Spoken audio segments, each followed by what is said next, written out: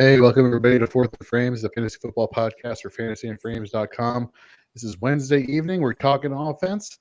And as we are talking, or as I am talking right now, I'm seeing that my internet connectivity is unstable. Thank you very much, StreamYard, for providing that information. So if there is nothing else that you get from me tonight, get this. Screw you, COVID. Okay? I'm looking at my rosters, and basically I have all my rosters, COVID spots filled out, my IR spots filled out with players. It is running rampant. I don't know who's playing anymore, if anybody's playing anymore, and this is perfect timing for round one of the fantasy football playoffs. Almost, obviously, some of you started this past week. Thank you very much, Nate, and my IDP Dynasty League, which would have, that hurt. Anywho, yeah. So anyhow, let's get into the show today. We're gonna do something a little bit different. No flex off today. We're gonna go over some news and notes. We're gonna give you some players that we like heading into round one of the fantasy playoffs. Excuse me. And players that we're not as high on. We're not gonna call them busts unless they're busts. But we're gonna say temper expectations. So before we get to that, let's get to everybody here. Nate Markham, how you doing, buddy? I'm good, man. Sure. So your internet connection has COVID? Apparently. Good. Apparently it's crossing, but not just between species, but, things. So there you go. Things. That's the scientifically broken down. Good job. Exactly. You're welcome. The scientist of the group. Exactly. Tyler, how you doing? I'm great, man. I'm a little afraid we're going to lose our fearless leader here due to internet connectivity. Like the Browns lost everybody, including their fearless leader. Nice. So, by the way, guys and gals, Tyler and Nate have done an excellent job all season with our waiver wire targets articles. Tyler putting out the one for offense, Nate putting it out for defense. If you put in your waiver claims, obviously you had at this point, and you did not get the player that you were looking for, that's okay. Head over to fantasyandframes.com today. Check out both of their articles. Maybe you'll find somebody on there that you weren't thinking about. And for IDP, we'll talk about that a little bit later tomorrow when we have Mike Pollard back for Fourth and Frames, the IDP edition. But with that being said, let's get into some news. Sorry, I'm battling a cold right now, so if I pull the mic away and start coughing, that's your cue, Nate, to take it away from me. Gotcha. By the way, hi. Yeah, okay, yeah. I'm getting there. And by getting there, I forgot. So thank you very much, Ken. Ken Sonnenberg here is joining us. He's been here with us since year 2 of Fantasy and Frames. We've missed him. We haven't had him on the show. He has been our marvelous benefactor here, helping us, providing us with all these tools that we have here at Fantasy and Frames to get you all the information you need to be successful at winning your fantasy matchups each and every week. And so I was talking to Ken earlier. He had a fun day, apparently, and I'm saying that in air quotes without using air quotes actually on the live stream. And I thought, you know what, Ken, let's get you on the show. Let's have some fun today. Let's have some positivity. And I just want to say welcome to the show. Thanks. I appreciate it. And, I thought you were going to introduce me when you started to talk about something that was unstable. So I thought that was going to be my cue. Well, given your news today, yes, I would imagine that the estate. Yeah, I'm probably a little unstable right now, but yeah, it happens. And we'll talk about that off the air a little bit. But anyhow, glad that you're here. Glad that you're all right, and we're going to keep going here with some news. For me, this sucks because I have this person everywhere. Deandre Hopkins looks like he's out for the year. You look at the target breakdowns, and I found somebody on Twitter. I want to say it was Mike Florio put it out there. I could be wrong. If it's you who's listening and you did this, I apologize for not remembering who you are. You look at the target distribution or target percentage to wide receiver, yards per route run percentage to wide receivers on the Cardinals when D-Hop has been out. And it's basically Christian Kirk has been the guy who's been getting the most highest percentages in those categories. I picked up him and Rondale Moore in those leagues. I have D-Hop. If you had to pick one, Tyler, I know I just said Christian Kirk, but is there any argument to be said for Rondale Moore potentially being somebody that you could insert into your lineups this week, going against the Detroit Lions, who suck at man and zone coverage? Yeah. I probably wouldn't be putting Rondale Moore in my lineup unless I absolutely had to. I'd feel I can't even remember, honestly, if AJ Green's on the COVID list right now or not. But I feel much more comfortable putting AJ Green in over Rondale. Obviously, Christian Kirk, he's a smash play this week with DeAndre Hopkins out. But I can't see what the usage they've been giving Rondale. I don't feel good about starting him.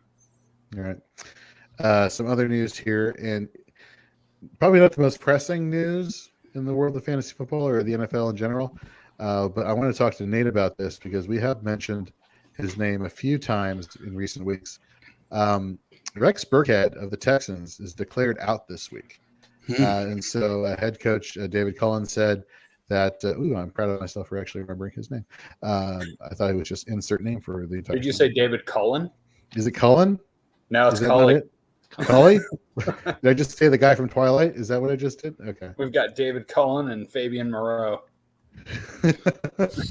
Nice. Fabian Moreau's a real person actually in the league who is top 10 in snaps also. So it is based off of hearing. I should never know his name because he's IDP irrelevant, but you were correct. Fabian Moreau will always go down. Who was the other one? Sterling Sharp. Sterling Sharp. Yeah. Which, by the way, I just want to say the past couple weeks, Nate, Tyler, and Brian, who's not with us tonight, you guys have been crushing the show. I've been watching while not feeling so great. So thank you very much for all your hard work. Nate, shout out to you, my friend. Good job as always leading this pack. All I got to do is ask Tyler questions and he answers them. It's really simple. I mean, Tyler's really good at that. I hear that's important when we have a show where we're asking fantasy football questions. Anyhow, so Rex Burkhead is out, and he said that David Johnson and Royce Freeman are going to be splitting duties. That's weird to me because I thought David Johnson was on the COVID protocol, so I don't know whether or not he's going to clear it by then. He was cleared today. Yeah. Okay, well then there we go. Or actually, no, Monday, technically, he was activated from it. Okay. So, we've seen David Johnson this season being placed in prime positions to do something with the opportunity, and he hasn't done it. Royce Freeman in garbage time basically got you 6 receptions for 51 receiving yards and 15 rushing yards. Not great in the rushing department. The receiving department, again, I said garbage time. Going against the Jaguars this week, man, I have Royce Freeman on my bench as soon as I heard the Rex Burkhead news. And he's another flex potential replacement for DeAndre Hopkins. Am I out of my mind for even considering the notion of putting Royce Freeman in my lineup? Man, I mean, out of your mind. No. I have him at 38 overall this week. Not that says flex worthy, but I just look at so many other names ahead of him that I just want, but none of them will be available. You might not have a choice. I know the good news is Davis Mills for a portion of that game looked much better, more relaxed. If we can get a comfortable Davis Mills, I think obviously that'll help. Jacksonville just looks all out of sorts. Obviously, if there's a chance for Houston to win a game, who are the favorites in this game? Do they even give a favorite, or they just say both are both are plus 12 because it's so garbage? For the first time in gambling history, there is an equal sign. Yes, there's no number associated with it. I excitedly looked at the over-under on Monday morning because I really wanted to see an over-under below 40, but one of them had it at 40.5. It was so close. Yep, that sounds. I mean, and is it pretty much a 2 to 3 point 3-point game? From what I'm seeing, Jacksonville is a 3-point favorite. It is about a 3-point favorite, and they're at home, right? They're at home, so there you go. So it's pretty much an even. Yeah. So at 20-20. With the likelihood that Jorge, you're not out of your mind, but I would be able to say you have a good excuse right now in the fact that you have a cold, and you could say you could blame it on the tussin. You can blame it on the tussin that you. Let me give you my options here. Okay, that'll help with. Am I going to have bouts of nausea after this? Do I need to? Well, depending on who. Well, you know what? After the first person I'm going to mention, yes, Craig Reynolds. What? Exactly. Craig Reynolds, the running back who got most of the work versus with the Detroit Lions, rather on 11 carries, 83 yards, 2 receptions for 16 yards. No DeAndre Swift probably again this week. No Jamal Williams probably again this week. Not confirmed, but could be in line. Yeah. Against Arizona. Chuba Hubbard. I don't know what I have to. I don't know. I don't know where I am with Chuba Hubbard, to be honest with you, and I don't feel confident in that situation. Well, especially with Amir Abdullah taking over receiving work there. That's kind of hampering his ability. Yeah. Julio Jones against Pittsburgh. Okay. Terry McLaurin against Philly, but he still hasn't practiced this week because of the concussion protocol. Correct. So all those players or Royce Freeman? Any one of those players, I should say, or Royce Freeman. I think I do Julio. You think so, huh? I do. I don't like it, but I just feel like that's, I mean, if there's a pathway to stability, which is so weird to say with Julio Jones this year. I know, right? But that might be it. Pittsburgh right now, they're beat up across their defense. They obviously I have to figure out what's going on with Highsmith and with Watt. I mean, they're both supposedly going to be okay, but just across the board, I feel like Pittsburgh's been allowing, obviously, mostly through on the ground, as we've talked about, but that might set up a decent game for Julio to at least give you that. Is half point, right? Yes, it is half point. I mean, I think that 10-point flex spot that you're looking for out of them, maybe 8.5 or whatever the number math says is what you're supposed to get out of your flex spot and a half point to stay above water, stay afloat. Well, I'm glad you gave me this information because the person I'm actually taking on this week in this matchup is Mr. Sonnenberg down there. So that's good to know. Don't give him too much information. I got your Venmo, Ken. Don't worry. Yeah. Nice. Craig Reynolds. It is. Craig, yeah. Yeah, correct. Yeah. And use the shortstop for the Astros back in the 80s. That Craig Reynolds, not the one. Okay. I don't know if he's on sleeper, but I'll see if he is. Yeah. He might be. Sleeper's a little screwed up sometimes. Pretty much. Aaron Rodgers is complaining that his toe suffered a setback, but it doesn't look like he's going to be missing any time, at least currently. Odell Beckham, he's on the COVID protocol. Kareem Hunt was likely not to play this week. I mean, it is pretty impressive how much other COVID or just injuries have just taken people out. Some encouraging news that came out today. Michael Carter looks to be activated from the New York Jets. I thought he was playing pretty well. The rookie, since coming off the bye for the Jets, he was seeing an increase in snap share, aka opportunity. And he suffered a ankle sprain, I think, and he's been out, but he looks to come back. And what's really cool is if you can survive this week, if you can survive round one, he looks to come back against the Miami Dolphins next week, which whenever the Jets and the Dolphins come together, it's always a fantasy fireworks show where Michael Carter could actually help you advance to your championship matchup. So if he's out there in your waiver wire, pick him up, stash him on your bench, and hopefully you have enough firepower already to get you through round one, but just somebody to keep an eye on going forward. Is there any other news that I may be missing, guys, that you all have heard about that we should let the Four-Eyed fans know about? I mean, go up and down we the could team. sit here and read names for about 8 minutes of who's on the COVID list, but that's So I guess what is the mind frame people should be in this year? I mean, this is obviously COVID is knocking out more and more players this season than it did last season. I want to say this is the first year in recent history where everyone is pretty comparable, whether it's due to injuries or due to illnesses in the fantasy playoffs, where it's like there's not a lot of teams out there, at least I've encountered, where it's like the odds are such going in their favor, where it's like, I don't have to have nightmares or have night sweats about my fantasy team. I'm going to crush and dominate. For me especially, it's like, wow, I'm going to be on the edge of my seat. Remember we were talking last Thursday, Nate, about about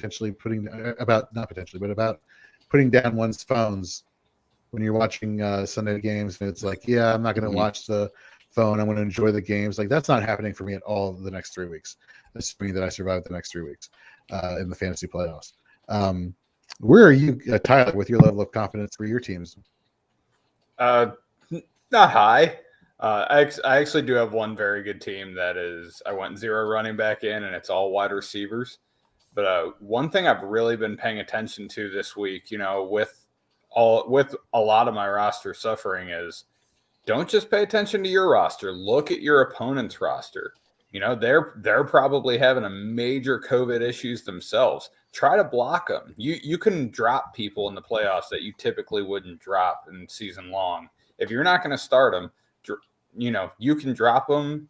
If it's not going to help your opponent, you can pick someone up to block them. Grab a wide receiver, grab Gabe Davis if they need a spot start somewhere. Just do anything you can, even if you don't have to start them. Just don't let your opponent get that person to get that COVID fill-in. Oh yeah, I've seen people in some of the leagues I'm in who they have the number 1 seed. They don't even have any Seahawks players except they got Rashad Penny because they used their waiver priority and they had leftover fab because they just didn't want anybody else to get him just in case he goes off this week. So that's really good advice there. Nate, how are you feeling from a personal perspective heading into the playoffs this season? Pretty good. The 3 of the quote unquote, I guess, big leagues, however you want to consider that I have a first round bye in each, so I don't have to worry about it. I'm going to piggyback off Tyler a little bit. One of the things too, I will say, I think I've never been more scared of Monday night games and having players in Monday night, because if you want to talk about very little pivot move and area to move, that's another little thing you can do too. If you really had to, is if someone has a position from a player on Monday night and you guys are going into it and it's critical and you're trailing or you're up by a little amount and there's even talks of that, like Tyler said, by all means necessary. If that means you're dropping a couple of the other receivers, which I think within reason, I think that I'm always against the, hey, I'm going to drop everybody on my bench before my game's over, because I don't want to give anybody competitive advantage just to pick up like a free for all, especially in non-keeper leagues. You know what I mean? Right. Where are you guys at in this conversation? If you're out of the playoffs, you can't make roster moves. It's a non-keeper league. Jeff Ratcliffe pops into my head when I ever hear that question. And if you've seen his tweets the past, every year he puts out tweets where it's like, if you're not in the playoffs, don't make waiver claims, don't do this, don't do that because you're not playing anymore. Yada yada.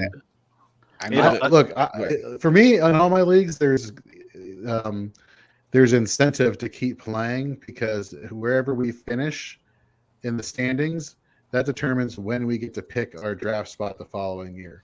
Then you are not the person that question is directed towards. Then I think it is, because I was looking at the conversation that you were talking about, and I think it was a blanket statement: dynasty, redraft, whether you have anything on the line. If you are not in the playoffs, regardless of if you're playing for something, even draft position or to avoid last place, you should not be making waiver moves. And I strongly disagree with that.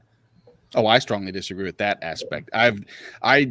Number one, I didn't read Ratcliffe's thing, if that's who we're referring to. I've seen and talked to others, and myself included, where we have in our leagues that don't have any postseason implications towards next season's either draft positions, et cetera. Good job, Jorge, brand ambassador, Caribbean proud. We have. So as long as you have it in your league rules, like we do, is if you're out of the playoffs, you don't make waiver moves, and I'm fine with that as long as there's no implications. Because I don't care if you get last place in a it is what it is. Sorry, I could care less. So I guess maybe I'm jaded. I don't care about winning once I'm out of the money. The difference between 8th place and 12th place is irrelevant to me. I'm not worried if someone's like 11th, huh? I got 8th. Right. No, exactly. Great. Congratulations. Yeah, that makes sense. If you have nothing to play for, then it's kind of easy at that point. Just be like, all right, whatever. I can, for the next 4 weeks, I can actually sit and watch and enjoy football versus having to check my phone constantly while watching a football game. That's a very good point. Ken, this next piece of information and advice goes out to the people like you. If Fantastic. If for some reason your quarterback goes down, your star quarterback goes down, and you're left playing the waiver wire, looking and scrambling for a quarterback, and let's jump back to 2000 something. And Billy Bullock is projected to score the highest points there and has a great matchup going against somebody. Don't be afraid to insert said player because you never know if Billy Bullock can help cost you or win you a fantasy championship going forward. That is a little shout out to the long-time members of the Fantasy and Frames crew who know the Billy Bullock story where Ken lost to his dad who played Billy Bullock. No, it wasn't my dad. Who was it? It was. Oh, this is like the Mets base coach or something. No. Okay, so it was Don Kelly, who my brother was a trainer in the Detroit Tigers minor league system, and at the time, I believe Don Kelly was I don't think he was a coach. I think he was an actual player for them, and he was in the home league that actually Jorge that you're in now. He's one of the alumni of that league, and I had been killing everybody the whole season. We get to the playoffs. We get to the semifinals. I think it was. He picks up Billy Volek in the just before the end of, just before the games, starts him, and I think Volek threw for like 450 yards and 5 touchdowns or some ridiculous amount. Kerry Collins beat your heart out, who I think was like the starting quarterback at the time. Which also was funny because I had texted my brother because actually the Mets are interviewing for managers, and Don Kelly was one of the people that they originally interviewed. Huh. So how about that? I texted my brother saying I don't know if I could subscribe to that managerial hire. Touche. Tyler, do you? I'm sorry. Go ahead. And say, Tyler, do you have a name of a player like that? Do you have a Billy Volek in your history? In my history, I mean, like I can tell you, I can remember a name of a player that hopefully nobody here knows what I'm talking about. His name is BJ Sams. BJ Sams. Why does it sound so familiar? Well, he played in the NFL, so that's probably start that number part. one. Yes, thank you. He was a running back / kick returner for the Baltimore Ravens back in, let's see, probably 2001, 2002, somewhere around there. And in our league, one of the guys in it, it is what it is. Just hadn't been paying that much attention, but happened to have one of those weeks where it was brought to his attention, hey, this is an important week, set your lineup.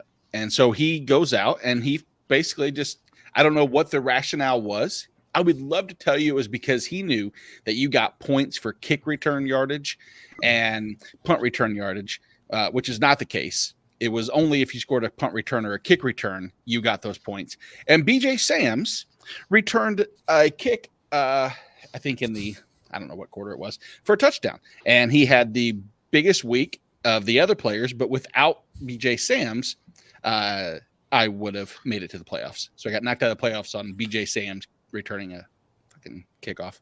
So that's my Billy Volek is BJ Sams. Do you have is one? Sage Rosenfels. Sage. Yeah, so he it was 2013, and I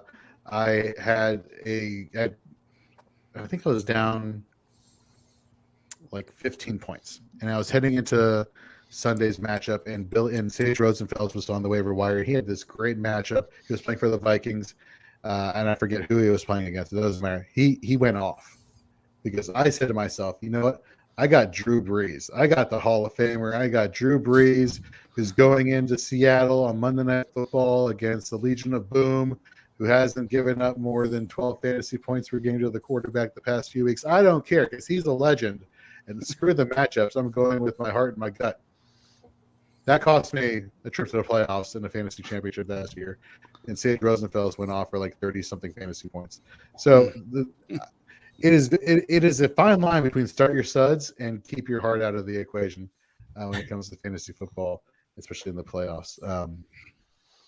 I guess another random name I'll throw out there, Devin Aromashidu. If you all remember, you're gonna bring up all my I'm gonna bring up this is the Ken dedication show right here. Absolutely, all my ghosts here. So That was my father beating me. right. So just to give you a little background, back when Jay Cutler was a Bronco, it was a Monday night game. No, it was Packers. Broncos No, or Chicago. hold on. Oh, sorry. Packers and Broncos, and Aaron Rodgers in overtime hit Greg Jennings for an overtime touchdown, and he got the best of Jay Cutler. Flash forward X amount of years, it's a Monday Night Football game in Chicago. This time, Cutler's the quarterback of the Bears. Favre is the quarterback of the Vikings, and it's in overtime, and Jay Cutler gets the ball, and he hits Devin Aromashodu for like a 40-yard touchdown, getting some revenge on Brett Favre. And I want to say that cost Ken a fantasy title also. So I'm bringing up all the ghosts of your past, Ken, on the show. You're welcome. My father, I believe, had Jay Cutler. And Devin Aromashodu, who may have that whole season had like 2 receptions. I mean, just not. He was a special teams guy, basically a fourth or fifth receiver. Well, he got it when it mattered. So all throughout the house, all you heard was me yelling, "No!" I mean, like almost like the literal thing that you'd see, like out of a scene you'd see. You just hear through the house, "No!" as the ball's flying through the air. Straight out of a sitcom. It's perfect. I do have something like that. All right. I just figured I'd throw it in. I wanted to go back and figure out what it was, but I had a super team in a pretty big money league a couple years back. It was 2019. Highest score in the league. I just somehow kept running into the highest score of the week. Oh, yeah. So I was fighting for a playoff spot. If I had the playoff spot, I definitely would have won. And I went into Monday night, and I had Tyler Lockett playing. And it was week 13 of 2019 against Minnesota. I looked through it on Sleeper's little history game log thing. Mm-hmm. That was I was down 1 point. That was his only goose in the past 4 years. Oh, my God. Wow. Oh, man. Wow. And I haven't had Tyler Lockett on a team since. I can understand. The fantasy playoffs make or break your player loyalty going forward. All right, let's get into some players that let's go on the downswing and end on a positive note. Let's go with some players that we're maybe should be tempering expectations on.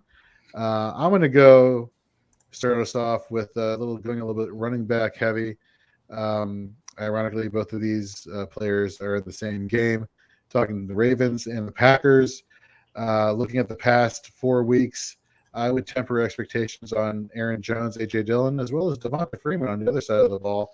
For the Packers, going against the Ravens run defense, the Ravens have allowed only 69.3 yards to opposing running backs the past 4 weeks. They allow the 4th fewest fantasy points to the running back position. On the flip side, you got Devonta Freeman going against the Green Bay Packers.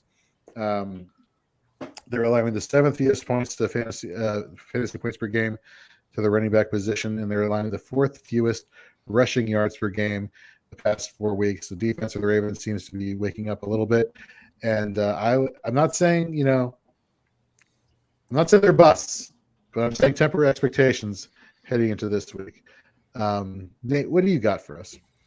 In that same game, actually, and granted, it's a little early before we get the initial reports, but I have to be concerned with Lamar. Anytime you have a person who's 70% of their fantasy stats come on by way of his 2 legs, and one of them is banged up enough that he's not practicing and that there's a chance that he doesn't play. Now, granted, modern medicine is phenomenal. You can put a person in a shoulder harness and they can rumble for 200 yards. You can shoot them up with some drugs, and maybe Lamar will be out there running around. But I worry that if you have another option right now, please, hopefully you've already addressed that. Somebody is your backup just in that case. Good news or bad news is it's not a late, like a Sunday night game or a Monday night game, but it is a 3:00 game against Green Bay. And so you're going to have to make that decision by then. And it has me a little concerned. I don't think Green Bay's the defense to be overly concerned with as far as linebackers staying with Lamar, but bum ankle, I'm concerned. So let's address something using this scenario that you had brought up, Monday night games. All right, so you have concerns at the quarterback position with Lamar Jackson. And let's say you saw the matchup, you saw it was juicy before you figured out when the game was going to be played. Mhm. You said, you know what, Justin Fields, I'm all on board. Justin Fields, I think he's going to help deliver a fantasy title. And he plays on Monday. You find out after you pick him up. Right. You personally, would you feel more comfortable going against the Vikings with Justin Fields or riding Lamar Jackson against the Packers this week? Wonderful segue, Jorge. Just so happens that one of my players that I'm focusing on, that I have higher than consensus expectations on, is Justin Fields against the aforementioned Minnesota Vikings, who have been the most generous to opposing quarterbacks over the past month. 11 passing touchdowns allowed, which is not Justin Fields' forte, but if you have a lackluster pass defense in terms of controlling touchdowns, supplemented with the 70-plus rushing yard upside that you've seen, I love it. Not only just for Monday night, but let's look at the rest of this fantasy playoffs. Minnesota, Seattle, Giants. Sorry, Ken, but it's not exactly a difficult road. They stink. You don't have to worry about but it. still, look back at his last matchup against Green Bay. He only didn't do much, only completed 18 passes, but he put up 20 fantasy points because he had 74 yards rushing. So that would be my answer. And I'm actually comfortable with having tentatively Justin Fields as a QB1 this week. Honestly, I have a league where I have Russell Wilson and Justin Fields, and for me, it was a no-brainer going against the Rams. Russell Wilson, that is, last time they played, he only had like 10 fantasy points, 16 fantasy points. Give me Justin Fields. Tyler, who is a player that you are either high or low on? Let's just go back and forth between that. You know what? I'm going to stay with the quarterbacks there, and I'm going to say I'm a little lower than the consensus, actually a lot lower than the consensus on Dak Prescott. He is ranked 7th this week, according to Fantasy Pros ECR. Past 4 weeks, Dak's been the QB 27 in points per game. He has not been good.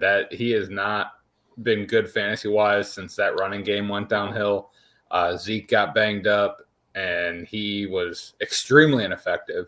Now Tony Pollard has a torn plantar fascia, I believe. Yep.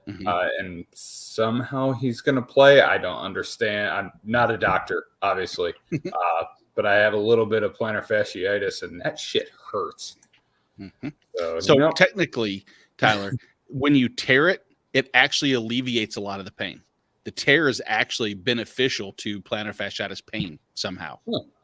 So, yeah, that doesn't make sense to me. It doesn't sound like it makes sense, but everybody that I've talked to and read, they say that you tearing it actually is a little bit of a pain alleviator, which is just backwards. So there you go. Go tear the shit out of that, Tyler. Let's go. Well, I think they say that about broken bones also, and I'm not being a smartass here. I think they say when you have a complete fracture, your arm doesn't, or your bone doesn't hurt as much as if you had like an incomplete fracture, just because of the tension on the remaining stuff. Anyhow, doesn't matter. Run wild, Tony Pollard. So let me go to another matchup here. Let me switch to the wide receiver position here. Carolina and Buffalo. Stephon Diggs, kind of not exactly what we were expecting him this year, coming off of his monster performance in 2020. Carolina is allowing the 10th fewest yards per game to opposing number one wide receivers, the second fewest fantasy points per game to receivers as a whole. I would temper some expectations there.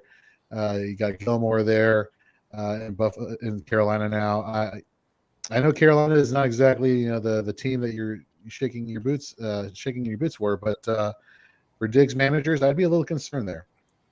Let's go back to you, Tyler. Let's figure out another player that is on your list here for either bus or not bus, but you know what I'm saying. Right. And you know what? I'm actually going to piggyback off yours because I was a little low on Stephon Diggs as well.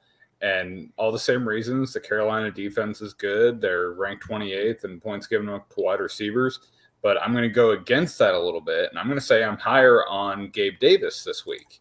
Mm-hmm. The Carolina defense is not going to be worried about Gabe Davis. They're going to be worried about Stephon Diggs. They're going to be worried about Dawson Knox. And, quietly Cole Beasley is getting like 47 targets a game somehow because they aren't running the ball whatsoever. And Gabe Davis has been a target in the red zone for them this year. And he, with Emmanuel Sanders being out, he jumped to 83% of the snaps last week from playing less than 50 all year. I think he's going to get plenty of opportunities.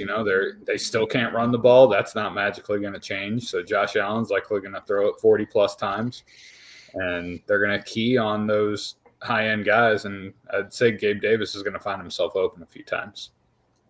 Nice. So the alert just came across my phone here. The Washington football team now has 18 players on their COVID list. Mm-hmm. Wow. Okay. Yep. Congratulations. Yeah. Especially with Emmanuel Sanders potentially not being in this week, Tyler, that's a great play right there, I think, for Gabe Davis. Nate, how about you give us another one? And then we'll go to Ken after that with a start sit question that he has. Speaking of receiver, let's focus on one I think matchup wise.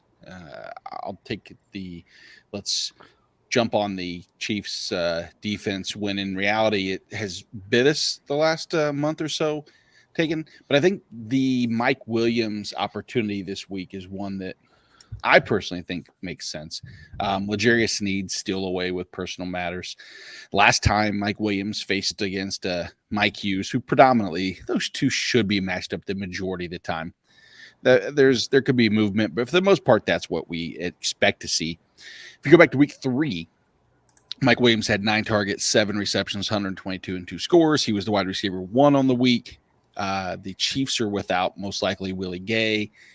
Chris Jones is potentially out. The pass rush might not be existent. And I think that we'll see plenty of one-on-one or at least ideal scenarios for Mike Williams. I hope it doesn't turn into, the same as week 3. But I think by all accounts, considering where he's at, I could see Williams in my borderline wide receiver 1, high-end wide receiver 2 conversation. It's crazy.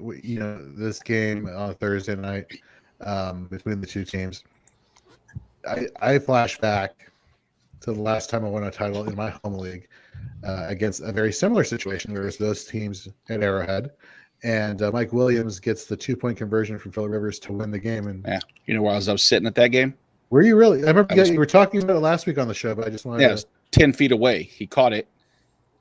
And then Phillip Rivers blew kisses at all of us sitting right there. Oh my God, the ultimate for that. Ultimate trash talker. Ken, you got a start sit question for us? I actually got 2 here. So whoa, calm down, OG. Yeah, I know. And not all of them are on one team, but okay. The first one is a whole lot of but let's go. Taylor Heineke or Baker Mayfield. Now, knowing what we just heard, with both the Washington team with their COVID list and Cleveland is getting murdered. Well, Baker's on the COVID list. Yeah. Yep. So that might make your decision for you. Yeah. Now, is Heineke even going to play this week? I remember he was taken out for like an injury. And, I think so. I think he's supposed to. Brian Allen or whatever his last name Allen came in. Kyle Allen, thank you. Sad that I don't know that. It is sad. It is very we'll sad. let it slide. Blame it on the cold. There we go. Blame it on the cold. What's the other question you got for us, Ken? Okay, so here's another one for you. So as the running backs here, so we got Melvin Gordon, versus Sony Michel. Melvin Gordon in another. This is becoming a little trendy thing to do. Is Melvin Gordon is another name that is now popped up on the did not practice list today. Again, he has a sprained thumb, might not miss any time, but man, I don't know. Javonte popped up on the injured list today. Yeah, exactly. Both of them did. You're right. Javonte came up with it. Was his a knee? Yeah, or that or a hamstring, one of the two. Hey, the one thing I'll say with that is I'm not worried about Melvin Gordon not practicing on a Wednesday. He's a 28-year-old running back who has a bajillion carries. He's entitled to a day off here and there. I'll be worried on Friday. If Darrell Henderson doesn't play, I would be firing up Sony Michel. If he does, that's an easy Melvin Gordon for me. I mean, Melvin he's performed this year, flat out. Mm-hmm. RB14 in standard, RB17 in PPR. he's been good. He's still a good player, and he's still worth starting. And it honestly, it would be close. It's still even close if Darrell Henderson doesn't play. That I'd be leaning to Melvin Gordon, but I'd still stick with Sony there. I'm just asking, just because they're playing Cincinnati rush defense. That's one of the better rush defenses. So, that's a fair question. Let's stick with the Rams here for a second. With Odell Beckham looking to potentially miss this game, I guess he's not looking for it, right? Van Jefferson. Let's go back the past 3 weeks. Week 14 against Arizona just recently, and half PPR scoring. 13.8 against Jacksonville the week before, 13.10. The week before that against Green Bay, 16.8. Let's go all the way back to week 10, week 9, where he got in the single digits. And then going back to week 8, week 7, double-digit points. Is he must flex? That's a pretty strong statement. Is he somebody that you feel 100% confident in flexing going forward? Let's start with you, Tyler, and then we'll go with Nate. Just in reference to this week, absolutely. Odell just went on the COVID list as well. So that Van Jefferson's a smash start. I believe I was looking at him when we were getting ready for people we were high on, and he's ranked 27th on the week. I didn't want to say I was high on him because some of the guys in front of him, I was like, I'd probably start him over him. But I'd absolutely start Van Jefferson this week, and I would be ecstatic to have him as a flex with all the COVID and injury issues going on. So I would very likely start him as a flex. No question asked the rest of the season. You mentioned, especially with Odell going down, now even with, let's say Odell comes back next week and the week after, are you still as confident with Van Jefferson, or is he more boomer bust big play that you're not too high on? Just to give you an idea of who he's playing, by the way. Next week it would be the Vikings. Week 17, it would be Baltimore against the Ravens. Mm-hmm. Yeah, I'm not scared of any of those defenses. I think Matt Stafford is likely going to shred the Seahawks, the Vikings, and the Ravens. I would still start Van Jefferson even with Odell back. You on board with that, Nate?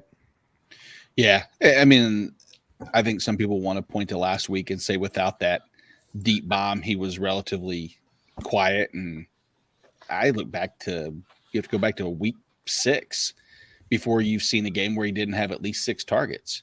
Mm-hmm. Efficiency hasn't exactly been spectacular, but I mean, my God, touchdown 3 straight.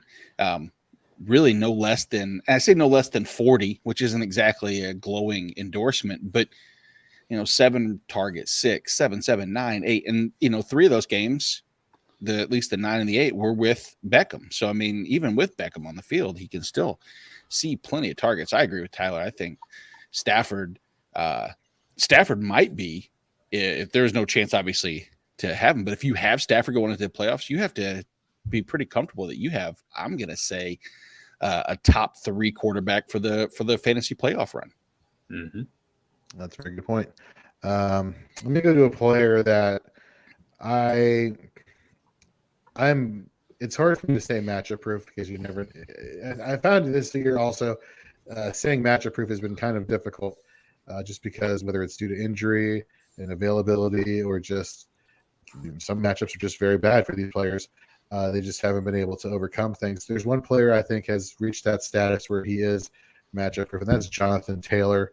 You go back against the Buccaneers a couple weeks ago, one of the better run defenses in all the NFL. I mean, he was averaging 5.2 yards. I mean, once the Colts woke up in the fourth quarter and it's like, hey, we have a great offensive line and a great running back. Let's utilize this. He was just running all over the Buccaneers. He goes against the Patriots this Saturday. We have Saturday games now, folks. And the Patriots are allowing the 5th fewest points per game to opposing running backs, but they are allowing over 100 yards per game on the ground the past month. He's somebody who I would not temper expectations with, even though it's Bill Belichick, even though it's him wanting to take away the best thing you got going on. Intentions are great, but for me, I need to see players do it before I start giving them the seal of approval as far as being somebody that I'm praising so high. And if it wasn't for that Tampa Bay game, I'd be like, this defense for the Patriots is really good. Up front's really good. I don't know. I don't know if I can see this. I see this with Jonathan Taylor. Nate, am I crazy? I don't think crazy. We were talking about this before. There's no greater separation between players in fantasy point scoring over the last month than Jonathan Taylor at number 1 on a per game basis than number 2 in Leonard Fournette. And that's he's 31.3 half point PPR format points per game since from week 11 till now. And Leonard Fournette's at 22. He completely separates himself, like you said, matchup wise. What do you guys think Belichick does? That's the question. If you can tell me with confidence that you know what Belichick's going to do, I'll call you a liar. But then I will back it up with, there could be a case made. Is eliminating Michael Pittman the best option? And then hopefully having the defense to try to contain Jonathan Taylor, or shutting down Jonathan Taylor and hoping that it's not Carson Wentz to Michael Pittman that beat you. I don't know that answer. Well, in New England is good. They only allow the third fewest yards to wide receivers, number 1 wide receivers, and fourth fewest points per game to the wide receiver position. So that's actually something that I was actually going to bring up in terms of tempering expectations. If you had to guess, Tyler, which one would they do? To shut down the running game, or try to shut down the running game, or try to shut down the passing game and make them one-dimensional? I mean, their best weapon is Jonathan Taylor without a question. I think they're going to try to do that. Bill Belichick isn't infallible, though.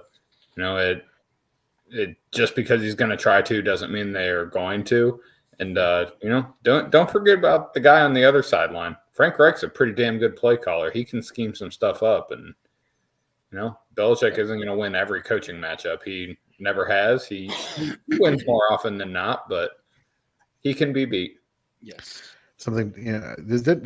Does anybody else remember the Frank Reich game when he was the Bills quarterback back in the 90s? Were you following football back then, Tyler? No. One of the greatest comebacks in playoff history. I know Nathan can't remember. I think it was up until the 28-3. Yeah, I think it was up until the New England Super Bowl against Atlanta. I think that was the greatest comeback in pro football history. This is true. It was a great game. He also at one point was the quarterback for the University of Maryland, who had the greatest comeback in college football history. How about that? It's almost like I planned that. Speaking of planning things, I just want to put it out there that I was looking over quarterback rankings, and it's funny that you mentioned tomorrow night's matchup, Nate, earlier. Mm-hmm. Guess who is number 3 in quarterbacks in both fantasy points per game and total fantasy points scored on the season thus far? Number 3? Number 3 overall. I would probably say your guy, Justin Herbert, who you had as your number 1 going into the season. Mm-hmm. That is correct. Interesting. That is correct. I have no idea what I will do if he finishes number 1. I will do something drastic and crazy and probably something expensive. So if I go to your Fantasy Pros preseason, I see that you had him ranked number 1. Did I? I don't know. I don't know. You better have talk that smack. You better back it up. This is true. I don't remember exactly. I'll have to go back and check that out. But anyhow, let's keep going. Let's see here. Nate, do you have any other players that we should be high or low on this week? If I have one, I'd say final person. I've talked about Justin Fields. At running back, a person who I'll say I'm decently high on. I have to pay the Jordan Howard practicing today lowers it a little bit, and we're making sure that Miles Sanders' knees healthy against your football team. Without Matt Ioannidis, without possibly Cole Holcomb, without Kendall Fuller, without 15 other potential players across the defense and the offense, Miles Sanders over the last really 3 weeks has done nothing to disprove that he should have probably been seeing the majority of those snaps, and that I don't know if I know injuries and everything else, but if you look at that time, He has the third most breakaway runs. He has the ninth most breakaway yards, second most snaps without a touchdown behind only number one Antonio Gibson.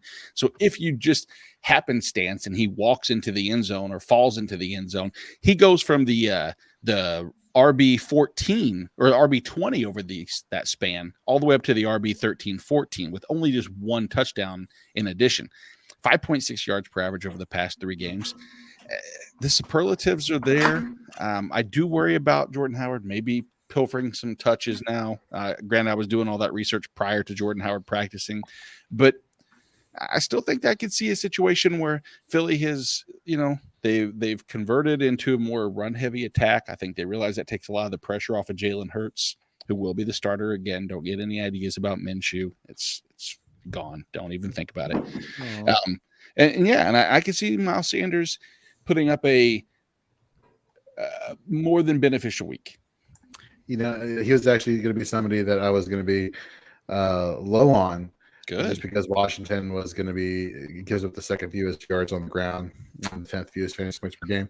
But then, of course, you get the news of all the injuries, and like you just said, like this is potentially something here that he could finally do something. Tyler, you got one more for us before we close the show out?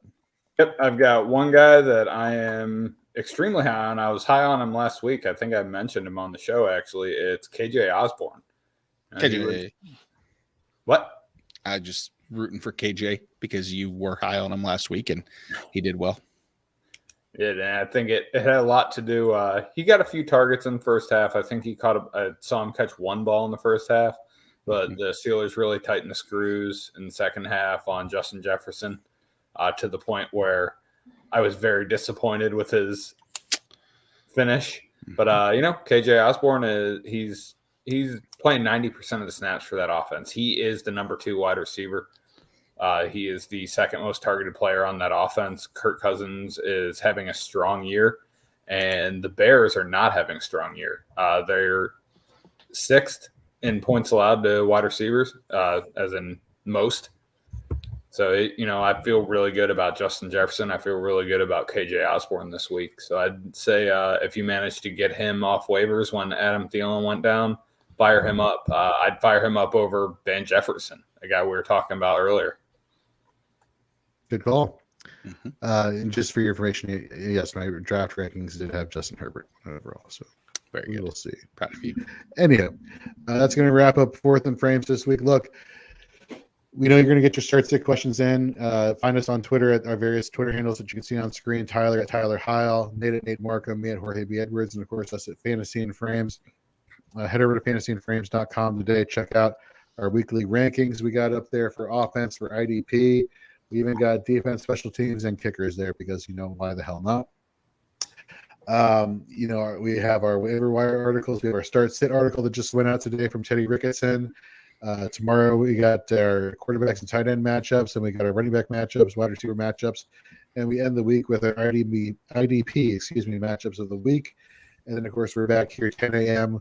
for the 4-eyed pregame show, getting you ready for the first round of the fantasy football playoffs. Look, I get it.